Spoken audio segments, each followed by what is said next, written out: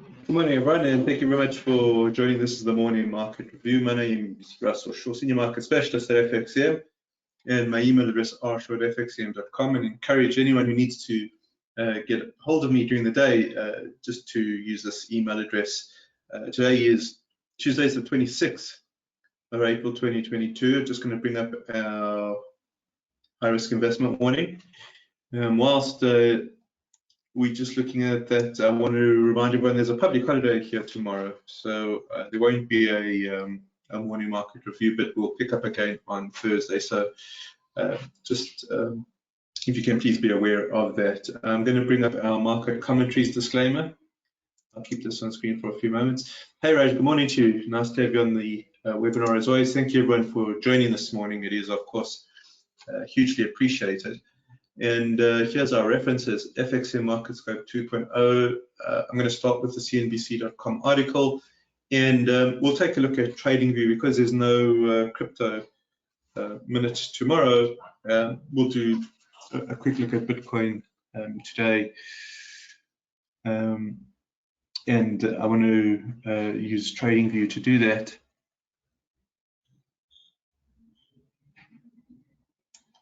Okay, let me just read the headlines here from CNBC. European markets head for higher open as global sell-off goes into reverse.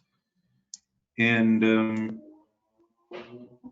European stocks are expected to open higher on Tuesday as market sentiment rallies after a sell-off continued in regional markets at the start of the week.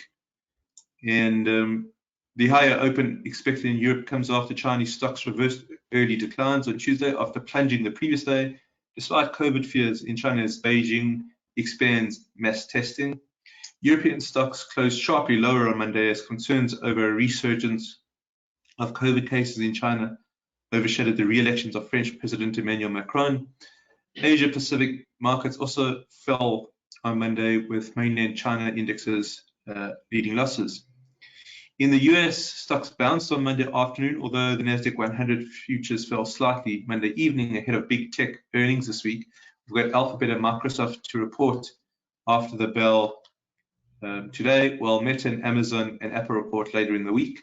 In Europe, earnings come from Novartis, Banco Santander, AB Foods, and HSBC.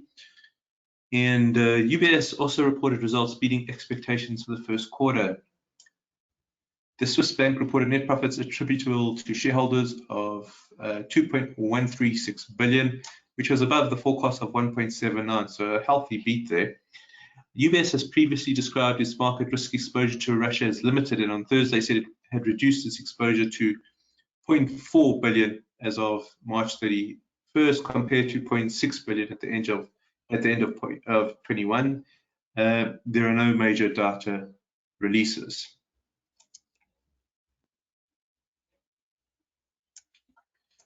All right. Let's just bring up this chart here.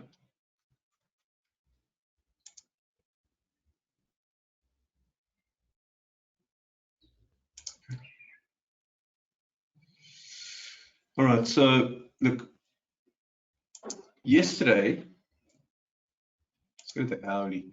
Yesterday, the suggestion was just be careful.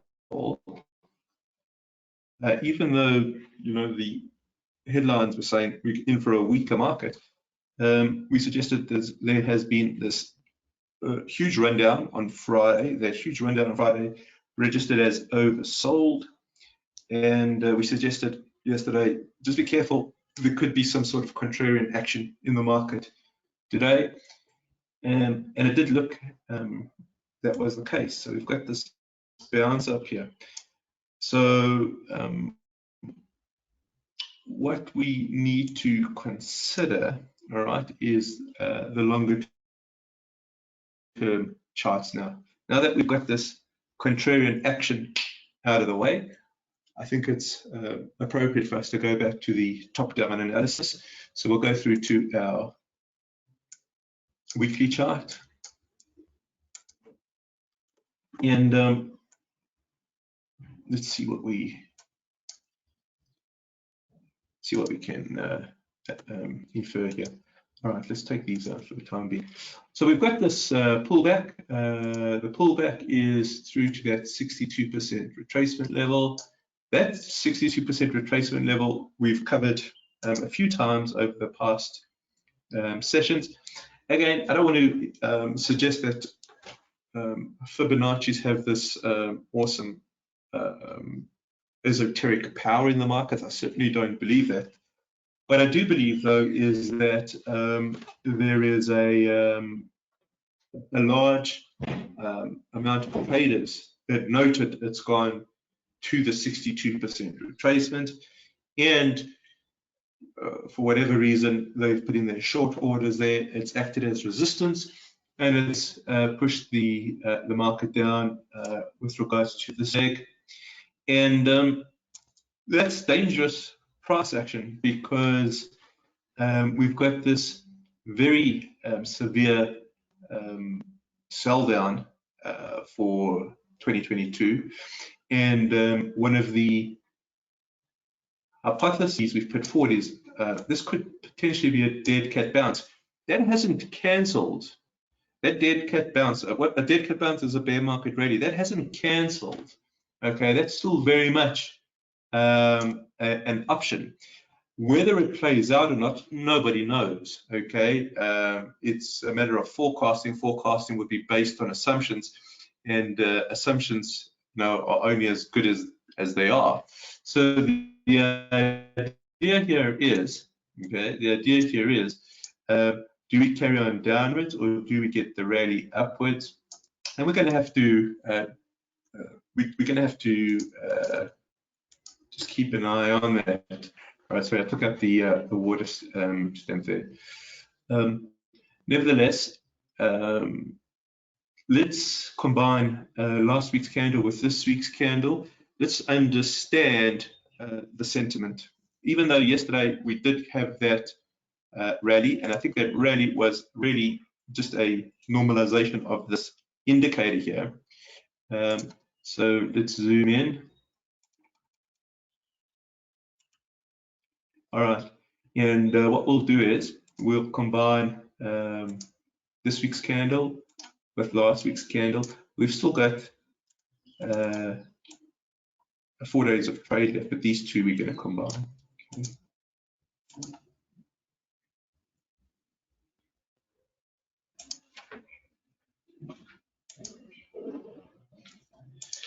Okay, so now what we're going to do is draw in the range.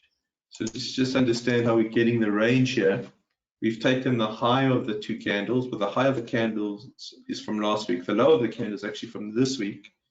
Where did the market open for the 2-week period? It opened over there. Where is it closing? Over there. So we've kind of got a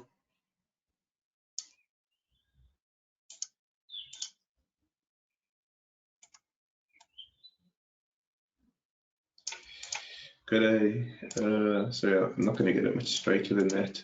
I hope this, oh well, what have I done here?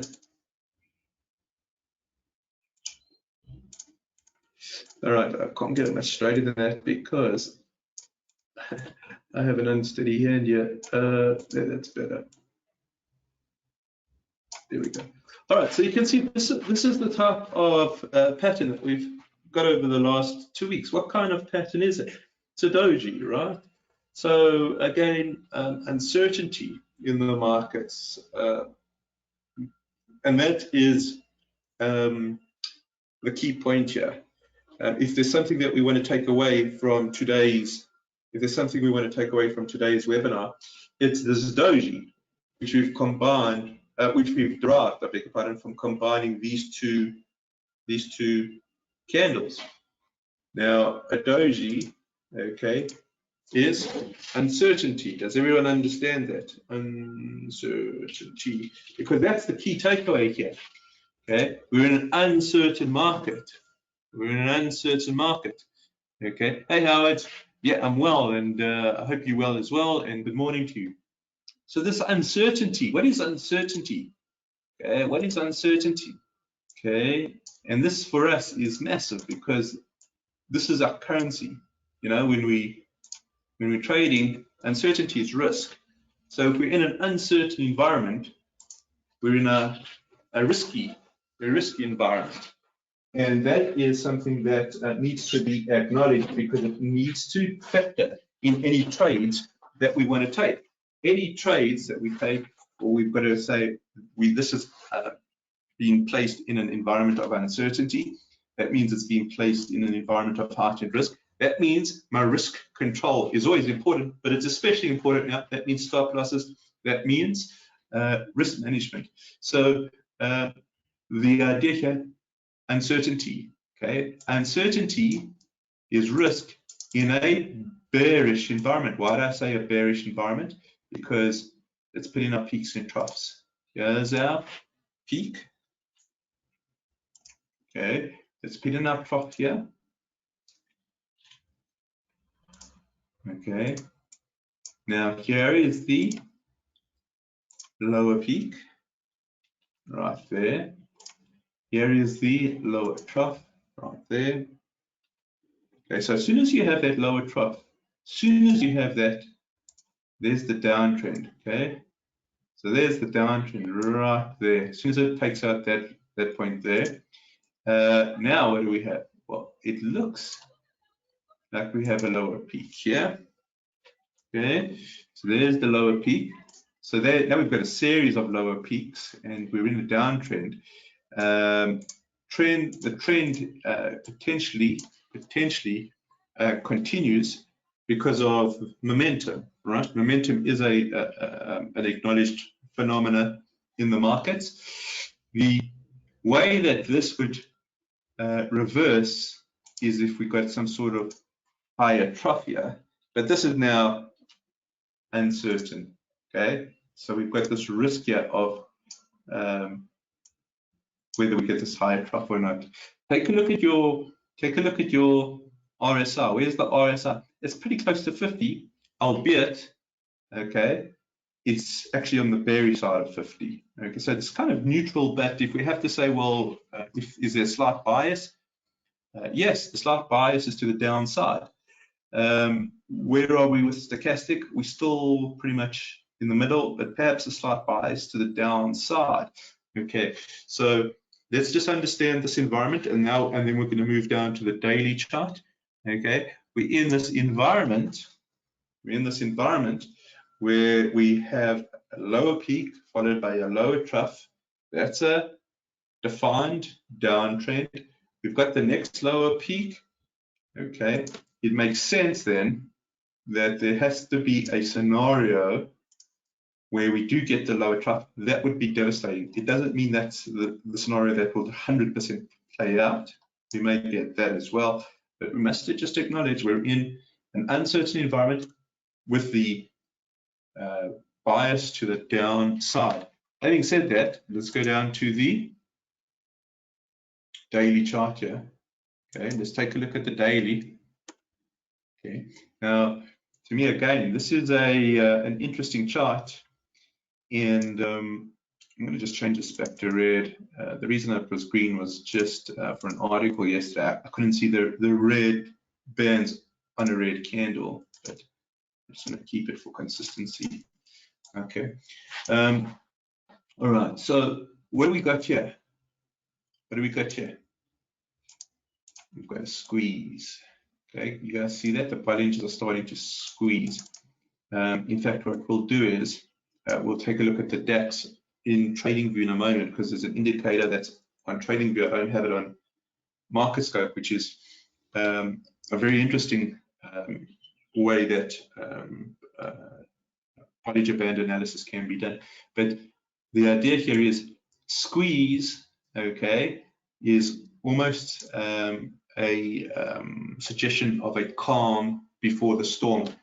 And the way that I think about that is that price cycles are almost impossible to analyze. In my opinion, I have seen one analyst who does price cycles well, and that was a couple of years back. I can't remember his name. He was pretty good, but he used a proprietary indicator. I don't know quite how he derived it, but the volatility cycles are certainly more, dare I say, predictable. Now, it's very difficult to say you can forecast with any sort of accuracy. You're certainly going to struggle there, but you can see that there does seem to be a pattern of narrow into expansion, narrow into expansion. But we've gone now to narrow, so there should be some sort of expansion. What's the problem here? Well, it's easy to say there's going to be an expansion in volatility if you don't give a timeline, okay? Because without a timeline, any forecast can be true. But and that's the weakness of this type of analysis. But the idea is there should be some sort of expansion. I would suggest in sort of the near future. Now, where are we in terms of the zones? Well, we're in zone 3. Okay, zone 3 is weak. Where are we in terms of the weekly chart? We're in downtrend. Okay, now you can see we've got this neutrality on the weekly RSI. We've got this neutrality in the stochastic. There's that calm before the storm. Here is the calm before the storm. In other words, we've got this uncertainty. If we stay in zone 3, and we get that expansion in volatility, then we potentially in the next leg down. So this is now a very interesting part of analysis. It's a very, very interesting market to be in. But of course, let's go back to uncertainty, risk. Risk means you have to take measures to control that risk as best as possible. Let's go down to the hourly here.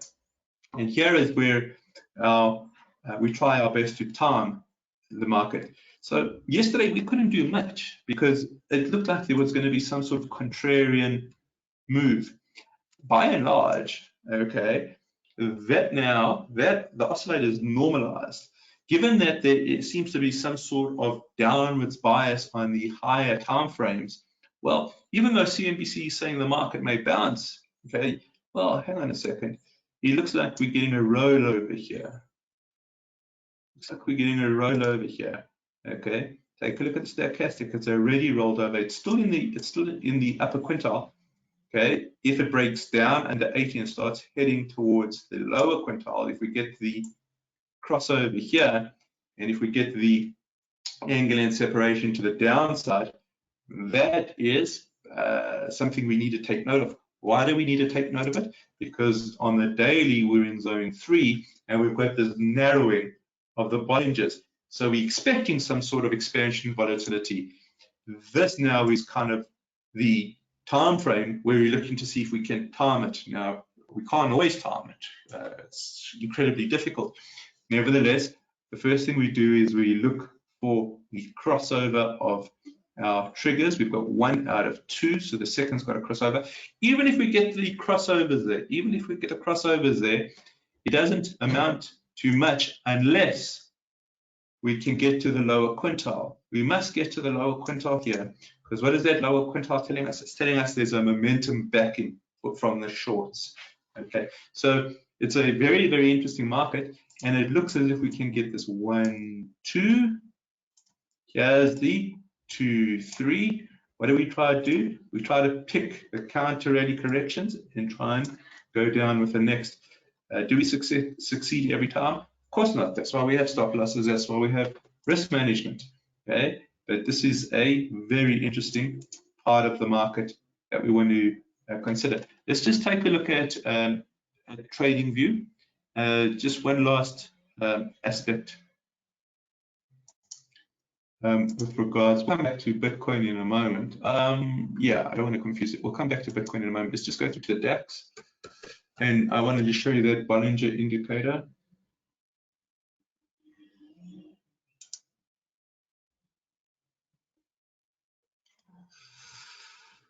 All right, let's get rid of this. Let's get rid of this. And let's go through to indicators here. And what we want here is something called the Bollinger width. Bollinger Band's width. Let's bring that up.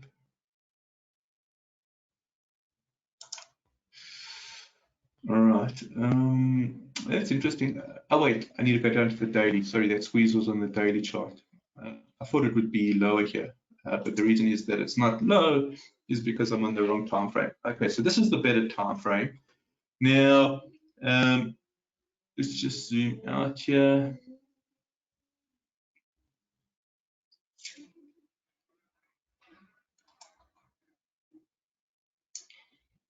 Just put in a horizontal. Let's see if we can infer any sort of. I'm going to put it here. All right, so every time we have a narrowing, every time the Bollinger's narrow, this line here, I'm going to change it from this sort of, I'm not sure what you call it, a teal or I don't know what this is, but let's just put it as a thick red line. Okay, so you've got this thick red line. Every time it drops below this 0.06, you've got a narrowing in the Bollinger. What is that narrowing? It's the calm before the storm, and then as the Bollingers expand, you'll get this moving up. So what you can do is just take a look where the expansion occurs. So there's an expansion here, and then there's some volatility. There's an expansion here. And there's some volatility. There's certainly some expansion here. Okay, let's not skip this one out. There's some. All right, we didn't quite drop below the 0.6 here. Interesting. So, but we touched it. Okay, if this starts expanding upwards now, okay, if that starts expanding upwards, then what I suggest is happening is that the Bollingers on the daily are starting to expand. Then the key is, which zone are we in? Well, if we're in zone 3, then the expansion is probably to the downside.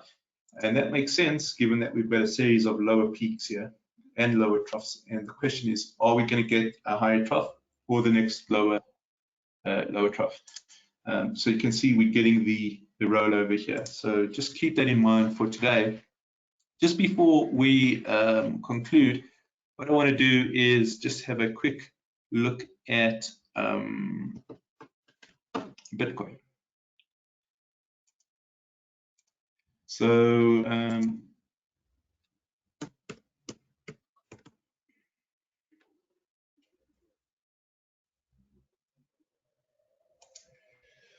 I'll just use the trading view index, and here's Bitcoin. I want to go through to the weekly. I want to look at longer term correlations. You can also see here, by the way, that just in terms of Bollingers, we're getting the calm before the storm here, aren't we? Let's see, this logarithmic. We're getting the calm before the storm here. So it looks like something is going to happen with Bitcoin. It also looks like something was going to happen with DAX. What's the shortcoming of this analysis? Well, there's no we can't put a time to it. It would be fantastic if we could say the expansion of volatility is going to happen on the 28th of April. That would be fantastic. We can't say that. It might happen, it might not. So all we can say is that we have to go down to the hourly and see if we can get the signals. Understanding will never be right at the top for a short, will never be right at the bottom for a long. So right, let's take this off. This is actually interesting. Let's actually keep this Bollinger thing. I think it actually helps with this analysis. What I want to show you then is the correlation coefficient here. So I'm just going to go through to indicators, and I'm going to do a correlation against US 30, which is the Dow Jones.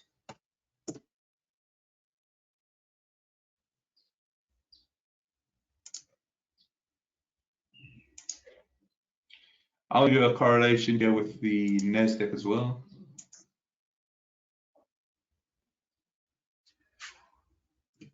And we'll just throw the DAX in as well whilst we're doing this, just for because I think it's going to make the point. See, we've done a lot of DAX analysis this morning.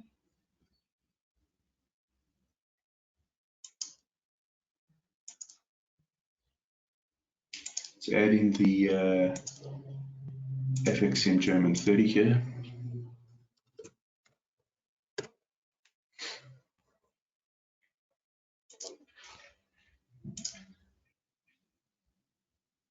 All right, let's see what we've got.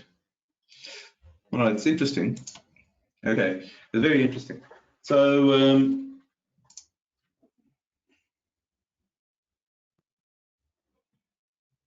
I'm just reading what Howard says here. It did dip, but went up again. But he's wary and thinks he wants patience, wants to see what transpires. So this is a weekly. Okay, this is a weekly analysis. So just be aware that the Bollinger dip here, okay, that we're looking at, when I say Bollinger dip, that's not the right word. The Bollinger squeeze. So there's a Bollinger squeeze certainly on the daily time frame. There's also a Bollinger squeeze on the weekly time frame. I can see that by the Bollinger Bands width indicator. Take a look at the correlation coefficients. So the first one was with the Dow Jones. We've got a reading there of 72%. Take a look at the NASDAQ. We've got a reading of 77%. The correlation with the DAX is weaker. It's at 40%, but they're all positive. They're all positive. So the conclusion is as follows. It's a loose conclusion, by the way. I'll tell you why it's loose, but it's all right. Let's do it. That's all right. So when we're looking at correlation coefficients, I think it's a really good way to look at the market because everything's interconnected. There's basically three levels that we want to pay attention to. Okay, we want to pay attention to 1, which is the same as 100%. Okay. We want to pay attention to 0, which is 0%. Okay. And we want to take note of -1, and let's just call this -100%, which is not really a thing, but anyway. So, but the idea here is, if you've got a correlation of 1, that means you correlated 100%. Perfect correlation. So if you are at -1, you've got a perfect inverse correlation. In other words, you're looking at two instruments. If the one instrument moves up, the other one will move exactly in sort of the same magnitude, amplitude, etc., but in completely the opposite direction. That's what the minus is. And 0 is that there's no correlation whatsoever. Okay, so the closer you get to 1, the stronger the positive correlation. The stronger you get to -1, stronger the inverse relationship. The closer you get to 0, the stronger each is independent. So let's go back to 72%. That's a strong correlation with the US 30. 77%, that's a strong correlation with NASDAQ. 40%, that's a mediocre correlation with the DAX, but they're all positive. What's the conclusion? The conclusion is that Bitcoin has aligned itself with the risk side of the market. It's done that since lockdown, okay, since the pandemic, except for sort of very brief periods. Okay, by and large, the correlations have been positive over the last 2 years. It was a little bit more sort of higgledy-piggledy before that, but right now, the evolution of the crypto market seems to have correlated with the risk markets. What's the big deal there? Well, the big deal is when we looked at the DAX, there's a risk of a sell-off. I'm not saying there will be a sell-off, but we're in a very uncertain environment. Same thing with the American markets. Okay, we're in an uncertain, we haven't really done the analysis. And one of the reasons for that is we just having extremely aggressive hints at monetary policy, and they're going to be more than hints in less than a month. We'll get 50 basis points, probably 50 in June. There's a chance of a 75. Yesterday we looked how far behind the curve the Fed was. Okay, that could act as it makes the cost of borrowing much more expensive. That could hurt risk markets. If it hurts risk markets, it's going to hurt Bitcoin. Why is it going to hurt Bitcoin? That's the side of the market's aligned with. It's the side of the market's aligned with. Okay, why is this a loose? Analysis? Is because it's not really good enough to say we've got a positive correlation. It's actually quite poor to say we've got a positive correlation or a negative correlation. We've got to understand the underlying reason for that correlation. Otherwise, it could be what we call accidental. It could be just an accidental movement. I mean, an accidental movement over 2 years is, you know, it's not really. I don't think that would happen. But the point is, how can we apply some sort of reasoning to this? And I think it's very easy to do. The fact of the matter is, because the central banks are now so hawkish in terms of monetary policy, especially the Fed, well, that's going to support dollar. If dollar support is supported, well, the dollar is the denominator of the Bitcoin US dollar pairing. It's going to act as a headwind on Bitcoin. At the same time, if interest rates move up in the risk markets, well, income statements are going to take a bigger hit in the income expenses. Companies that have a higher debt to equity ratio, they're going to be under pressure. All in all, it's going to make the cost of borrowings more expensive for these companies, and that adversely affects risk markets. So you can see, I think there is a sensical link that we can draw there. All right.